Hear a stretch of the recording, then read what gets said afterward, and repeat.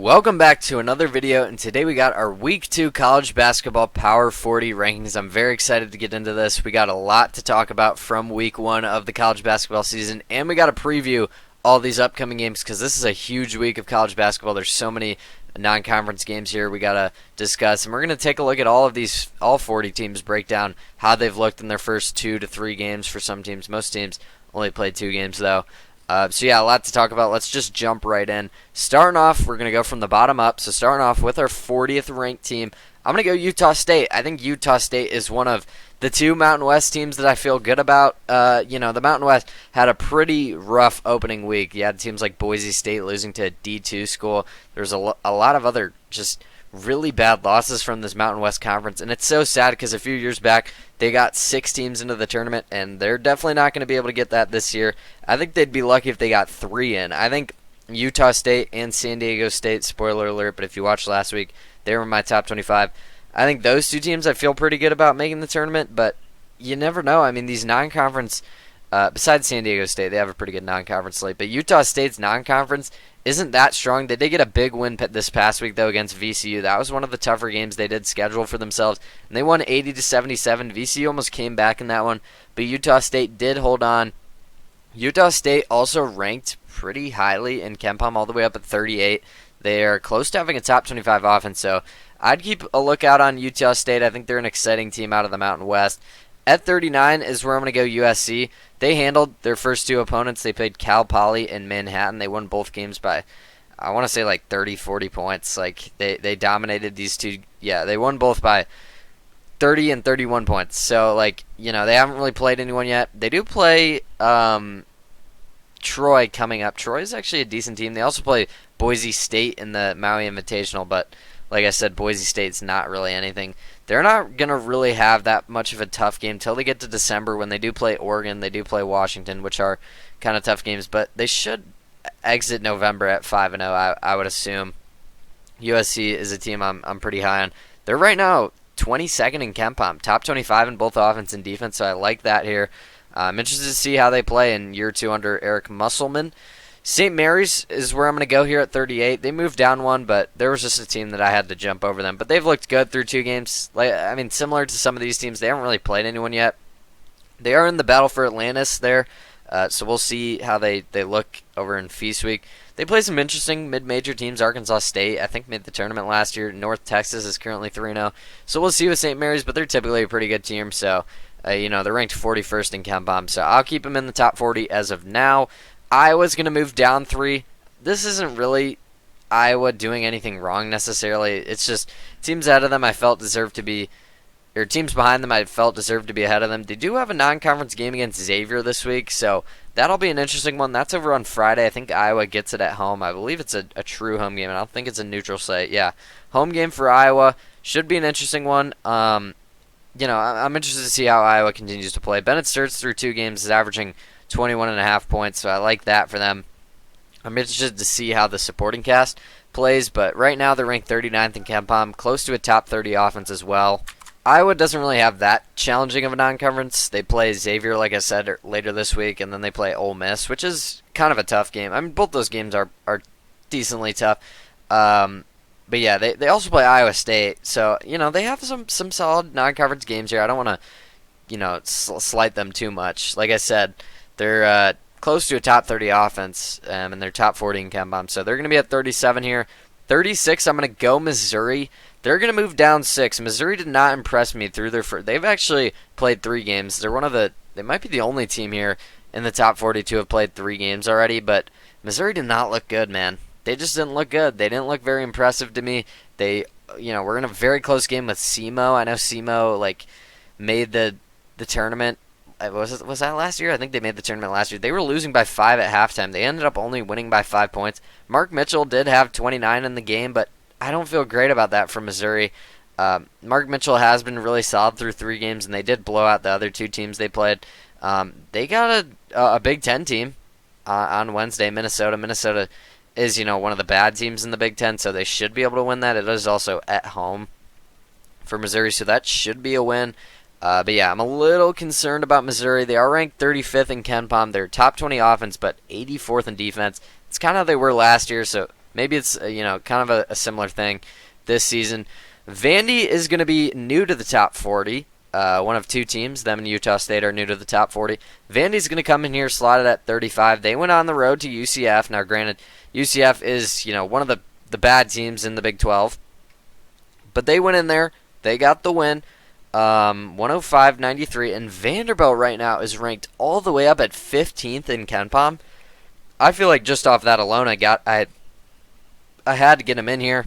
Vanderbilt doesn't really have that tough of a non-conference schedule, so they do play Memphis, but that's all the way in like December, mid-December. Like this Vanderbilt team, there's a chance they enter SEC play undefeated. I wouldn't be shocked at that at all. That road game against Memphis is a tough one though, so we'll end up seeing what happens there.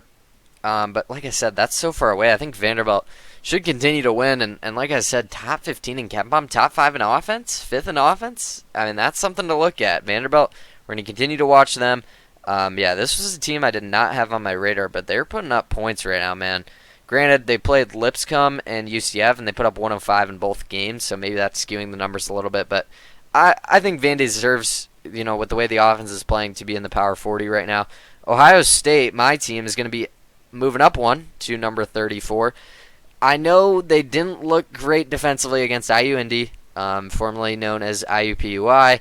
They gave up 102 points to them, and obviously you don't like to see that, but in their 2 games, they've scored 118 and 94. Like, they've looked pretty good offensively. Kind of same thing with Vanderbilt. I know they've yet to really play anyone yet. They played Notre Dame Sunday. Maybe that could be interesting. I know Notre Dame has like a really good player over there, so what's his name? Marcus Burton. That dude, maybe he could give Ohio State some troubles, but I think Ohio State should win that game, and I think Ohio State should continue to win for a little while. They also play Pitt on the road. That could be tough. I feel like that game's always tough for them. They lost that game last year, I want to say. But shout out to Bruce Thornton, man. This dude through 2 games is averaging 32 points. He had 38 the other day in the Purdue FW game. Like, this, Bruce Thornton, also, I saw his stat. He's shooting 78% from the field right now. I mean, that's ridiculous. He's shooting 58% from 3 as well. I know it's only through 2 games, but like I said, we knew this coming in. This big 3 was going to be amazing. Bruce Thornton, John Mobley, Devin Royal. But all of a sudden, this Christoph Tilley guy, their center, he's averaging 21.5 through 2 games. Like, if he can be something, Ohio State may have something there. They may have a pretty solid starting 5 side. I'm interested to see. I'm excited about Ohio State right now. They're ranked 13th in offense in KenPom, but the defense is all the way down at 92, which is a little concerning. 33 is going to be Mississippi State. Mississippi State has a huge game tonight. I don't know when you guys will be watching this. I'm recording this before the Iowa State game, about an hour before. Iowa State is currently favored by 5.5, but this is a big game for Mississippi State. Mississippi State has only played 1 game this year. Josh Hubbard dropped 27 in that game. I'm a little worried about the depth for Mississippi State. I don't know, besides Josh Hubbard, how much they truly have here. Mississippi State's got some tough games. Iowa State on the road, Kansas State later in the month, SMU. Like, Mississippi State has not a super easy non-conference. In December they play Utah on the road. San Francisco is not an easy game. Memphis, like, they got some tough teams. But I like Josh Hubbard. I think they're going to be a fun team. I think they got a pretty high floor, and they're right now ranked 28th in KenPom, top 30 in both offense and defense. So pretty well rounded. But we'll see how. I'm very interested to see how they look against Iowa State, because Iowa State is a team I'm very high on. Ole Miss is going to be in here at 32. They kind of just cruise through their 2 opponents. They haven't really played anyone yet. Tomorrow they play Memphis. Now, Memphis is the kind of consensus preseason favorite to win the American. I would probably agree with that. Memphis, typically is, I don't want to say typically, but Penny Hardaway over there, the coach at Memphis, I think Memphis, last year they were so good. That was a lot because of PJ Haggerty. He's not there anymore, and they did lose a lot from last year, but I still think they should be a pretty solid team. And Ole Miss plays them tomorrow. Ole Miss currently favored by 9.5. Ole Miss is right now ranked 26th in KenPom. They got a top 15 defense right now. So Ole Miss, I'm liking the way they're playing. I think they should win that Memphis game, but we'll end up seeing here soon. Baylor's going to move up too. They got a pretty good win against Washington. There wasn't a lot of big games in week 1 of college basketball, but this was one of them. Baylor gets the win over Washington 78-69. They looked pretty good in doing so as well. Just a whole lot of guys scored. They had 6 guys in double figures, or in double digit. Cameron Carr had 16 points. He was their leading scorer. Yeah, I'm a little worried. Like, I don't know what the ceiling is necessarily for Baylor this season, but right now, ranked 19th in KenPom, top 25 in offense and defense. That's really good. If the defense can hold that way, I'm excited about Baylor, because this is a Baylor team. We knew the offense was going to be great, but the defense, hasn't really been the same since the national championship year. So we'll see. If they can continue to play like this, Baylor could be exciting, and I love Scott Drew, obviously. They do have the Players Era tournament coming up here in Feast Week. That's about 2 weeks out, and they play Creighton and St. John, so they're going to have some tests here coming up soon. And Washington was a test as well. I don't want to, ignore that as well. That was a really good win. That's why they're moving up 2 spots here. Indiana's going to move up 8 spots.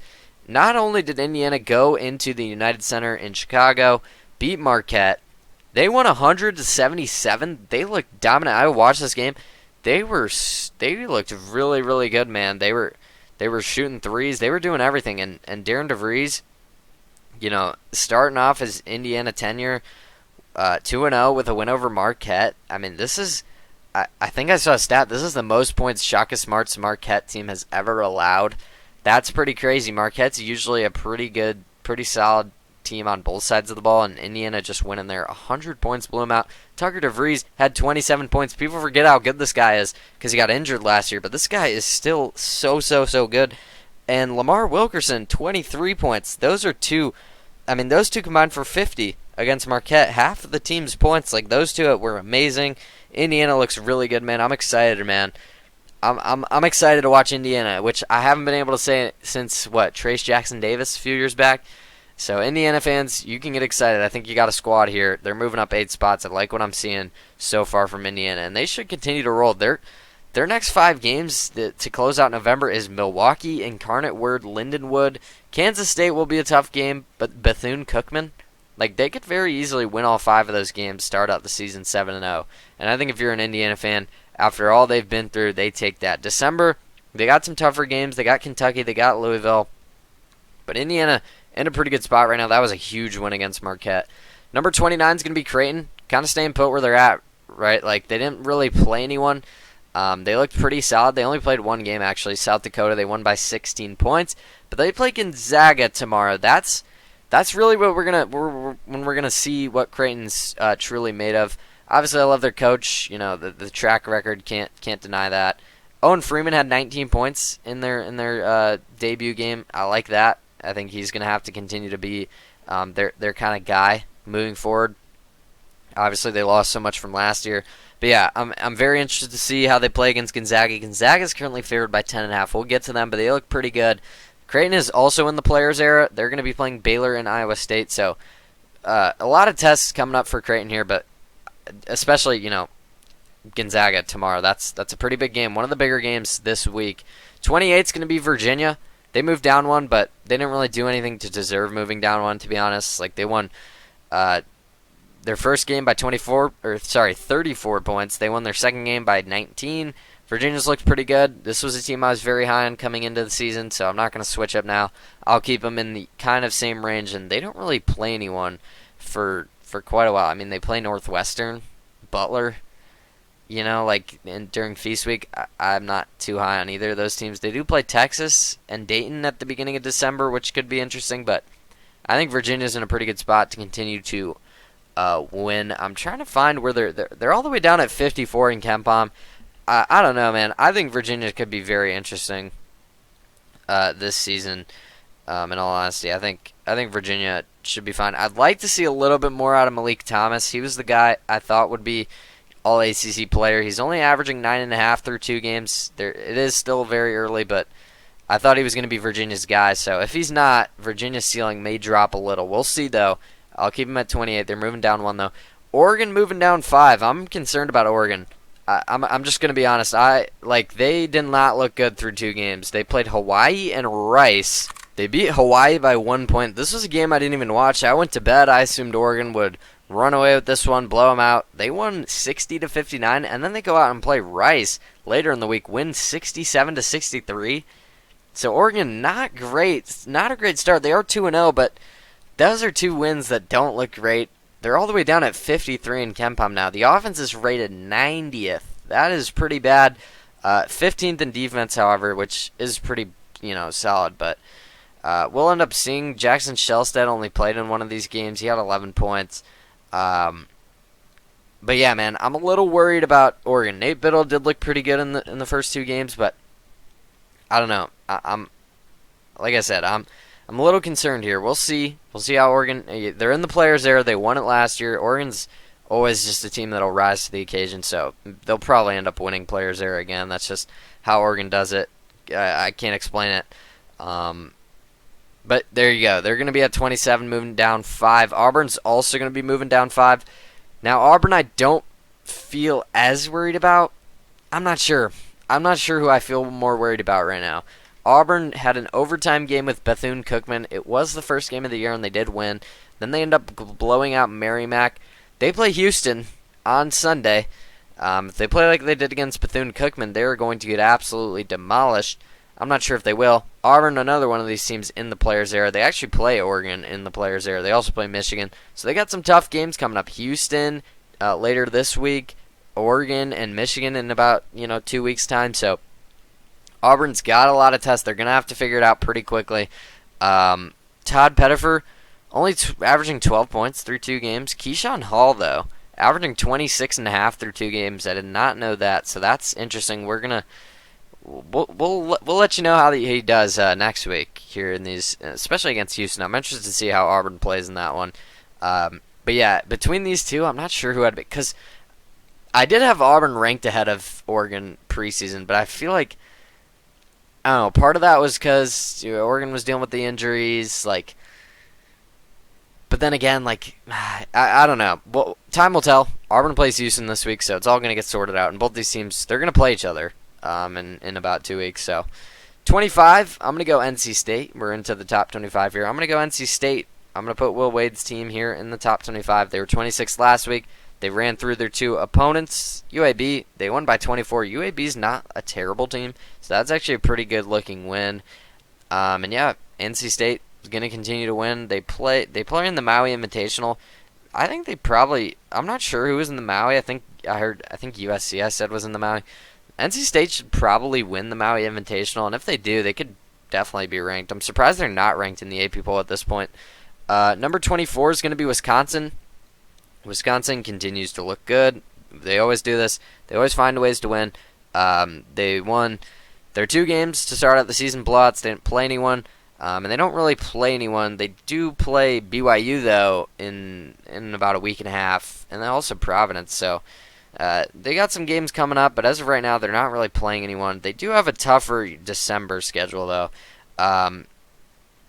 Nick Boyd, the transfer coming in over from, SDSU, 23 points through 2 games. Same thing with John Blackwell, both averaging 23 points. That's exciting. If Nick Boyd can play like that, Wisconsin could be a very dangerous team. We knew John Blackwell was going to be really good, but if Nick Boyd continues to score at this rate, that's pretty scary. Wisconsin's pretty good, man. They're all the way up at 18 in KenPom, 16th in offense, 31st in defense. So I'm liking Wisconsin's start, but then again, they haven't really played anyone. 23 is going to be San Diego State, kind of same thing. Right, a lot of these teams just haven't played anyone yet. San Diego State did look good in their first 2 games. San Diego State, also one of these teams in the Players era. They're going to play Michigan and Oregon, so we're really going to get to know San Diego State. They actually don't play a game this week, which is a little strange. So San Diego State will probably just end up staying here. That's really weird they don't play a game. They're all the way up at 6th in defense, though, in KenPom, which is really nice. 22 is Kansas. Now, Kansas looked really good in the first half against UNC, and then they just fell apart. They ended up losing by 13. Granted, it was on the road game, tough, early in the season to play a team like that in that environment, especially when you're as reliant on freshmen as Kansas is. Now, Darren Peterson did look really good in the UNC game, but honestly, nobody else really looked all that good. That is a problem. I was worried about that coming in. I was worried who was going to be the other guy to step up for Kansas. Darren Peterson had 22 in the UNC game. The next closest guy had 12 points. Bryson Tiller. Not the singer. I didn't know Bryson Tiller was playing for Kansas. Interesting. Um, but yeah, I like Flory Badunga. I think he has the potential to be good. He had a really nice first game. Now they didn't play anyone in their first game. They played Green Bay, but yeah, I don't know. I'm a little worried about Kansas. They're gonna have to figure it out because they play Duke in the Champions Classic next week. But yeah, I'm a little concerned. So they're gonna move down 6. Obviously, I love Darren Peterson, but he can't be the only guy on the team, and I was worried about that coming in, and it's looking like it may be coming true. But again, it is early. Maybe we see some guys step up as the season goes on. So yeah, we'll end up seeing with Kansas for sure. Arkansas is going to move down 4. Similar thing with Kansas. They went into Michigan State, very hard place to play, and they did lose. Now, Arkansas looked a lot better against Michigan State than Kansas did against UNC, and I actually had Michigan State ranked ahead of UNC last week, so I'm going to put Arkansas ahead of Kansas. Arkansas lost by 3 to MSU. MSU is a team, like I said, that I was pretty high, and I think I had them in the top 25 last week. And Arkansas went in there, lost by 3, but it was a very close game. Arkansas didn't really play all that good, and they were still in the game. They had a lot of turnovers. It felt like 14 turnovers. It felt like they were just playing sloppy. Like they were just playing too fast at times. I don't know if I'd say too fast is the right word, but you get what I'm saying. It felt a little careless. Like they were making a lot of mistakes. That's what I'm trying to get at. Their backcourt, though, looks really good, man. Darius Acuff, Malik Thomas both had 16 points. DJ Wagner had 13. I think Arkansas should get better as the season goes on. This seems like a Calipari team, man. He always has these freshmen, very talented, fun guards. They do play a little reckless at times. It was just a bad matchup, in all honesty. Early in the season, going to Michigan State to play Izzo, who's always going to have a tough defense, who's always going to be like a team that's very fundamentally sound. Just not a great matchup for Arkansas, and they almost won, but, Michigan State does end up winning the game, so Arkansas is going to have to drop just a little bit, but not too crazy of a drop. Tennessee is going to move down 1. They didn't really do anything to move down 1, in all honesty. There was just a team behind them I had to move ahead. But they won by 15 against Mercer. They won by almost 40 against Northern Kentucky. And they don't really play anyone until Players Error, where they do play Houston, so continue to watch Tennessee. They're looking solid to start the season. They're all the way up at 13th in KenPom, 3rd in defense right now. Gonzaga's going to move. They're going to Tennessee and Gonzaga are going to do a little flip. Gonzaga did beat Oklahoma, so I feel like they're deserving of moving up. Gonzaga's a very tough non-conference schedule. Again, one of these teams in the Players Era. The Players Era is going to be an amazing tournament. Like I said, Gonzaga plays Creighton tomorrow. And that's gonna be a really nice game, man. Gonzaga currently favored by 10.5, so that just goes to show how good Gonzaga's looked through 2 games. They just played Oklahoma and won by 15 points. Like, this Gonzaga team is old, it's veteran, and I like their chances come March. And as of right now, they're playing very well, so I'm gonna move them up 1. Gonzaga's all the way up at 8 in KenPom, by the way. They're top 10 in offense and defense, so only a few teams can say that right now. I think they're one of 3 teams that are top 10 in both, along with Florida and Duke. We'll get to those teams here shortly, but Gonzaga in a great spot right now. They're at 19. UNC is going to jump up 10. They go out and beat Kansas in a great win at home, winning by 13 points. They ran away with the game. Caleb Wilson looks like maybe my favorite player so far. Like the all the stuff coming out after the game where he changes his background. He changed it to Darren Peterson because he didn't play in the All-American game in high school because Darren Peterson was playing ahead of him. Like, I just love that. I love that competitiveness. I love that, it reminds me of, like, Michael Jordan, like, the pettiness, almost. But I love that. UNC looking really good, man. Seth Trimble going down, though, that hurts so much. I was getting so excited about UNC because, obviously, college basketball is better when UNC is good. But then Seth Trimble goes down. They don't know how long he's going to miss. It sounds pretty bad. I think it was a dislocated or a broken forearm. That doesn't sound great. He had surgery. Hopefully he can be back because that guy's like the leader. He's like the veteran. He's a really good defender. Like, he was averaging 14.5 through 2 games. That is a tough loss. I do like how Kyan Evans has looked. I like Bogovac. He's been all right. but man, that does hurt so much. I was getting so excited about UNC. Now, obviously, they could very well figure it out. UNC is a talented team, but they were already kind of struggling at the depth. With the depth, that was a concern of mine coming in, and now losing one of their key guys, it does hurt a little bit. But they have a few games to kind of figure it out before they really get going in Feast Week. They do play Michigan State. Speaking of Michigan State, they're going to be at 17. I'm going to put Michigan State here, moving up 6 spots. I don't know why I said 3. But they go out, get a win against Arkansas. This was a team that I had ranked in the top 15, I believe. If not, they were like 16. Arkansas was a team I'm very high on, and for good reason. I think Arkansas is a great team, and Michigan State went out and won this game. I'm a little concerned about their upside in March. I feel like this Michigan State team might be worse than last year, and their shooting honestly looks worse. They also don't have Jace Richardson anymore, which does hurt them a bit. Like, it feels like the same problem as last year. Like, they're going to play defense, they're going to be in every game, but down the stretch, do they have the guy? Do they have the shooting to get it done? I don't know. I mean, obviously, Cone Carr, amazing athlete, amazing player. Jackson Kolars looked really good. Cam Ward was really good in the Arkansas game. Carson Cooper, Jeremy Fears. Like, they have a lot of these similar guys from last year. It's just, kind of the same problem, I feel like. I don't know. Michigan State, I'm a little worried. They're all the way down at 33 in KenPom. Like, their offense is ranked 49th right now. I just feel like that's not going to cut it, but great win against Arkansas. Hopefully they continue to prove me wrong. Iowa State's going to be at 16. We mentioned this. They play Mississippi State later today. Pretty big game there. We'll see how they look. They've been dominant through 2 games. They won both by they won one by 40. They won the first game against Fairleigh Dickinson. Shout out to them. By 38 points. And yeah, I mean, like I said, Mississippi State, big game tonight. We'll see what happens. They also play St. John's and Creighton in the Players era. Joshua Jefferson has looked really good through 2 games. Taman Lipsey as well. Momcilovic. We knew those guys were going to be their big 3, and they've kind of proved me right so far. So Iowa State looking really solid. They're ranked 2nd in defense right now in KenPom, by the way.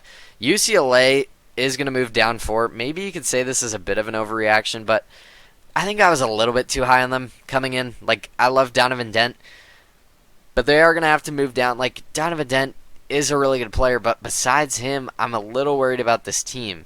Like, I don't know, Xavier Booker's been all right, but, like, you know what I'm saying? Like, I'm worried about the depth here. Kind of same thing with Kansas. Maybe not as bad, but then again, I think Darren Peterson might be better than Donovan Dent.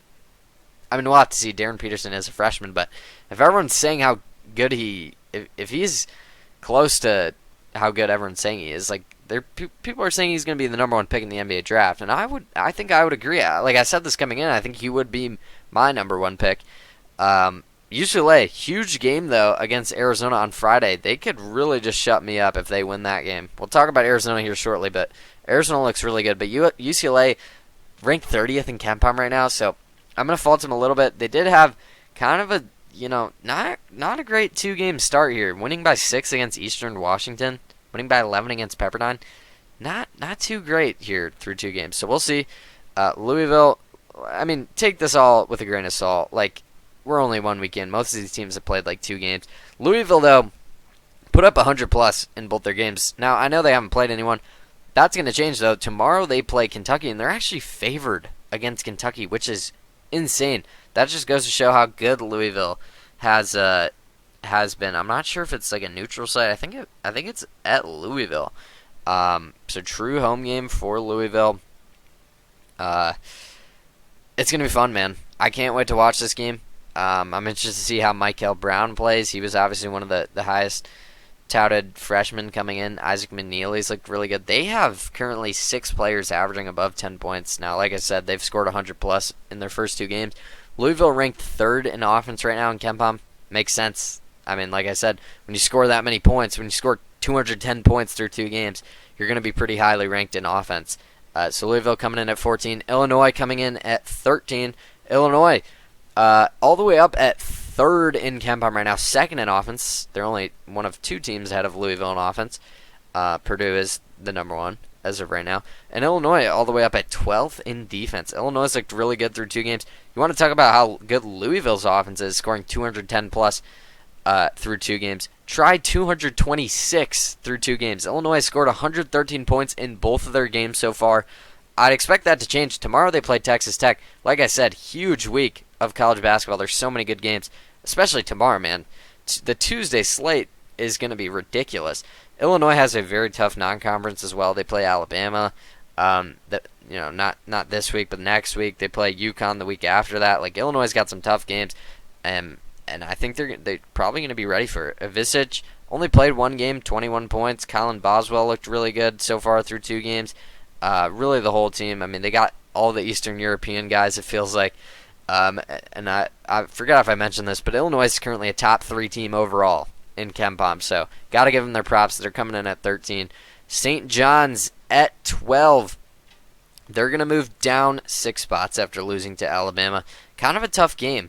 Like, we knew coming in, St. John's, last year their downfall was, down the stretch, they just kind of fell flat offensively. And I'm a little worried that may happen again.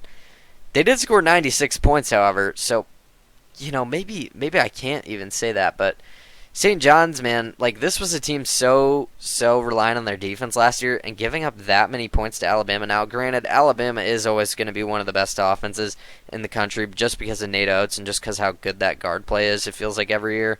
Zuby Ejiofor had a great game, but I'm worried, man. I'm worried that the fit around these guys just isn't working. Ian Jackson, we knew, Rick Pitino said coming into the season he was going to be the next great St. John's point guard, and he wasn't even really playing point guard. I think he did a little bit. He didn't look all that comfortable. I don't know. Maybe that's just me, but I don't know. I'm a little worried. A little worried about St. John's. It is very early. It's hard to get worried about these teams. But I don't know, man. Zuby Ejiofor had 27. Bryce Hopkins had 19. Ian Jackson didn't even start in this game. So, I don't know, man. It was kind of just Bryce Hopkins and Zuby Ejiofor. Now, Zuby Ejiofor is going to be, up there for National Player of the Year. That's how good I think he is. He's going to be amazing. 27 points, 10 rebounds. He was ridiculous, but St. John's just couldn't stop Alabama. They tried to claw back in this game. They almost did, but the fact that they were at home, too, and gave up 103 points, I don't know. It's a little concerning. Not too bad. Alabama's going to come in right ahead of them. Like I said, Alabama went into St. John's and beat them, so I'd be a fool to rank St. John's ahead of them. Alabama, man, just an amazing win. LeBaron Philon had 25 points. In Holloway had 21 points. Latrell Wrightsell had 17. This guard play, the depth of this backcourt is probably the best in the country, maybe the best backcourt overall in the country. Alabama's going to have a great time come March. I'm worried just because Alabama plays so fast and they're so reliant on their offense. Maybe that could come back to bite them just because their defense is never going to be all that great. But I think Nate Oates is a great coach. They have a ridiculous non-conference schedule, by the way. Alabama, that is. Shout out to Nate Oates. He's going to know what he has with this team right away, and I think he already does. This is going to be, once again, a great Alabama team competing at the top of the SEC, I would expect. They're all the way up at 11. Moving into the top 10, though, you could argue Alabama should be top 10. You could definitely argue that. I'm going to go Texas Tech, though, ahead of them at 10. Like I said, you could argue Alabama should be here.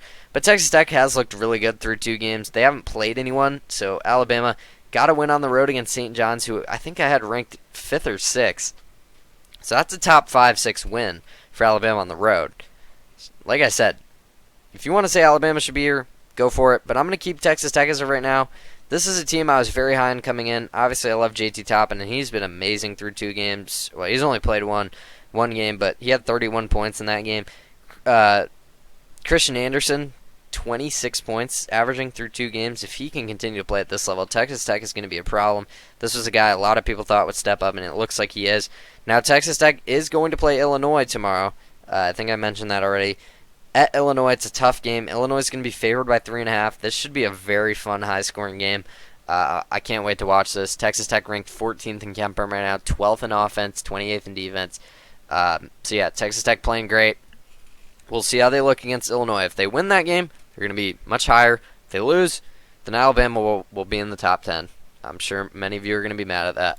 BYU is going to move up 1. They got a pretty nice win against Villanova. Now, the jury's still kind of out on if Villanova's any good. but they were controlling that game the whole way through. I know they only won by 5. We'll see. We'll see with BYU. They're very, exciting team. Potentially going to be one of the best offenses in the country. They're ranked 10th in KenPom right now. I think that could only go up. In all honesty, I don't see them not being a top 10 offense. AJ DeBanza through 2 games, 19 points average. Richie Saunders, 17.5 points average. Rob Wright, 14.5 points average. Like, we knew those 3 guys were going to be amazing scorers. That's how, excited we were about BYU. Now, BYU plays UConn. That's a top 10 matchup, folks, on Saturday. Huge, huge game there. It's in Boston. So, should be a fun one. And then BYU also has some games coming up for Feast Week. So, BYU's got some tough tests ahead. We're really going to find out with them on Saturday when they play UConn how legit this team is. Florida is going to move down 5. Now, Florida played Arizona opening night. They lost by 6 points. I feel like you guys got to chill out on Florida. Like, the AP poll, what did the AP poll have them at? 10, 11? I don't know, man. Florida lost by 6 points in the opening game of the season in Vegas, by the way. This was much more of a easy travel for Arizona than it was for Florida. Like, I know it's technically a neutral site, but in Vegas, you got to expect there's going to be more Arizona fans there than Florida fans. Now, I know Florida has a lot of fans, but you get what I'm saying. Like, it was a much easier travel for Arizona, especially in the opening game of the year, man. I don't know. Like, Florida, I think the argument made here is the guards. The guards for Florida didn't play great in this one. Like, Boogie Flan, 9 points. Xavier Lee, 14 points. I think both of them should figure it out as the season goes on. I think Coach Golden, he's too good of a coach to not maximize the talent he has, especially Alex Condon, Thomas Houck. Like, they started out this game trying to get the guards involved, and then they kind of realized, well, let's just give it to our best player, Thomas Houck. He finished with 27 points, and if you get him going, like, he's going to have to be the guy. He's going to have to be their top guy. You can't force it. You can't force the guards to step up. I think the guards will get better as the season goes on. They got a pretty good game here on Tuesday. Florida State rivalry game could be interesting. They also play Miami as well on Sunday. So two pretty big rivalry games. We'll see if Florida should win both those games. And like I said, man, you guys got to chill out on Florida. Florida's still ranked 5th in KenPom right now. They're 6th in offense, 8th in defense. Like I said, they're one of only 3 teams top 10 in both offense and defense right now. So I think Florida's just fine. I think everyone's got to chill out. They lost opening game of the year to Arizona, and Arizona looks amazing. We'll get to them very soon. Michigan's going to stay at 7. They haven't really played any. They've only played one game actually against Oakland. They won 121-78. So Michigan's looking pretty good through one game. They play Wake Forest and TCU this week. Two Power 5 teams. So we'll give it to them. They're also in the Players era, so they should be just fine. Axel Lindenberg only had 12 points, but they didn't really need him to do anything. I think he should be just fine. I'm not too worried about Michigan at all. Arizona's going to move up 9, all the way up to number 6. Arizona looks legit, man. Like, Arizona, Peat, man, this guy was ridiculous against Florida. He had 30 points, 7 rebounds, 5 assists. This dude was, like I said, just ridiculous. People coming into the season saying Florida had the best front court in the country, and Peat just dominated them. Jaden Bradley also, like, he looks like their guy. That 1-2 punch is going to be ridiculous. They also have Braden Burries, who's a freshman as well, and very highly touted freshman. Like, when he gets going, watch out for this Arizona team. I think Tommy Lloyd has a squad on his hands. I feel like they're better after Caleb Love leaves. I feel like it just opens up the team. Like I said, Peat and Jaden Bradley, that 1-2, especially Braden Burries gets going, that could be a crazy 3-headed monster. So Arizona, all of a sudden, number 6 in the country. That was a ridiculous win against Florida. I love what I saw, especially from Peat. That dude was insane. Against, like I said, people thought this was the best front court in the country. It might still be, and Peat dominated them. So Arizona looks like they've got a squad. They're going to be at 6. Best win of the season so far, in my opinion. Maybe you could argue on the road against St. John's. Nah, I think Florida's better than St. John's, so I'd give it to Arizona. Duke, moving up 3, number 5, their top 5 team. They got a pretty good win against Texas there. First game of the season for them. They did struggle kind of in the first half. Cameron Boozer had no points in the first half, but he did end up finishing with 15 points, with 13 rebounds. So it was alright. Isaiah Evans kind of stepped it up for Duke in that Texas game, 23 points. I think Duke's going to be just fine.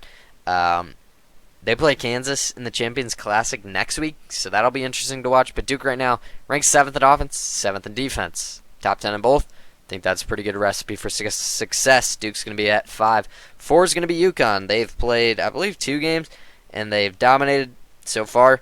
They're currently playing Columbia and up 23 at half, so feeling pretty good about UConn. But UConn playing BYU Saturday, and then next week they play Arizona. 2 huge games. Not to mention they play Illinois, around Thanksgiving. So UConn's got some big tests coming up. We're going to really find out what UConn's made of here coming up, but they're going to be at 4. They're going to continue to move up as long as they continue to win. Kentucky, I'm so excited to watch this Kentucky-Louisville game tomorrow, man. Just so excited. Kentucky right now ranked as the number 1 team in KenPom. This Kentucky team looks deep. I can't wait to watch them. We're going to see what Otega Owe and this offense is truly made of. I still want to see them when they get Jaden Quaintance back in, like how much better they look, how much of an addition he's going to be. I can't wait for that. As of right now, though, like I said, Louisville favored in this Kentucky game. I still love this Kentucky team, though. I got them all the way up at 3. Maybe that's a little high. The AP has them at 9. I think Kentucky right now is amazing. They haven't played anyone, but they're number 1 in KenPom, and that's got to mean something. 11th in offense, 4th in defense right now. They're playing amazing. Purdue's going to be at 2. I thought about actually moving Purdue down. I don't want to overreact, though. They played Oakland, and they were kind of struggling. They only won by 10 points. I'm going to wait and see with Purdue because they play Alabama this week. I believe it's on the road as well. Yeah, on the road against Alabama. Alabama just coming off a huge win against St. John's in the Garden. So Purdue going to have their hands full with that one. Trakoff and Wren yet to play so far this season. I'd assume he's playing against Alabama. I don't really know what his injury is. Fletcher Lawyer had a pretty good game the other day. Braden Smith has been amazing. He's averaging 13 and 10 assists through 2 games right now. Oscar Clough, a little worried about him, how he's going to be able to guard some of these top end, bigs. Like, is he going to be able to guard Yaxel Lindbergh over in the Big Ten with Michigan? I don't know, but if Trey Coffin-Wren comes back in, which he will, I'm assuming, Purdue, I think, will be just fine, so I don't want to overreact here. They are actually ranked 7th in KenPom right now, all the way down at 43rd in defense. A little concerning, but it is very early, so I'm going to give them the benefit of the doubt. But if they go out and lose to Alabama, like, Alabama could very well be like a top 3 team. If Alabama gets that win, Alabama would have a road win against St. John's and a win over Purdue. Like, Alabama would definitely be like up in the top 5 at least, probably top 3. That's a huge game this week. There's so many good games this week, like I said. And then closing it out, Houston's going to stay at number 1. The AP poll did correct themselves. They had Purdue number 1 and Houston number 2 preseason. They ended up flipping it, so Houston's up at number 1 for the AP poll. I had it right, not to brag. Houston plays Auburn on Sunday, so that'll be a fun one to watch. They also play in the Players Era. Houston should probably win their both of their games in the Players Era. They play Syracuse, which should be a pretty easy win, and then Tennessee. That's a tougher one, but I think Houston style just kind of fits them and should be pretty good to go in that Tennessee game. No slight to Tennessee. I just think Houston is legit, man. They're the number 1 defense in KenPom right now. They're ranked 2nd in KenPom, very, very closely behind Kentucky for number 1. Emmanuel Sharp has had a great start to the season. Obviously, Joseph Tugler, whatever you want to call him. Miles Uzan, like, so many guys on this team. Chris Senack, I believe he's a freshman coming in. People were excited about him coming in. Like, Houston's going to be a veteran team. They're going to play great defense. We know what we're going to get from Houston, but the formula works. Like I said last week, I think this could be the year Kelvin Sampson wins his first national title. I also said it. I think this could be the year Matt Painter over at Purdue wins his first national title. So these top two teams are going to stay the top 2. But yeah, that's going to do it for the Week 2 Power 40 college basketball rankings. I apologize if this was a little bit of a longer video. But I think it's kind of typical. We like to really dive into each of these teams. I want to give them all these teams, their spotlight, because we only get to do these once a week, so we got a lot to talk about. We got to kind of preview these teams' upcoming games, talk about, recap their games from the past week. So yeah, a lot to discuss here. If you're new around here, make sure you subscribe, by the way. We're doing college basketball. We're doing these videos every single Monday. By the way, like this video if you enjoy. Comment down below what you agree, what you disagree. But yeah, we're doing these videos every single Monday. We're doing college football rankings every Tuesday, NFL weekly picks every Wednesday, and then NBA videos every Thursday. So a whole lot of content right now. Make sure you go down there, subscribe, and turn on the notice to make sure you don't miss. But that's going to do it. Thank you so much for watching, and I will see you guys tomorrow with our college football top 25 rankings.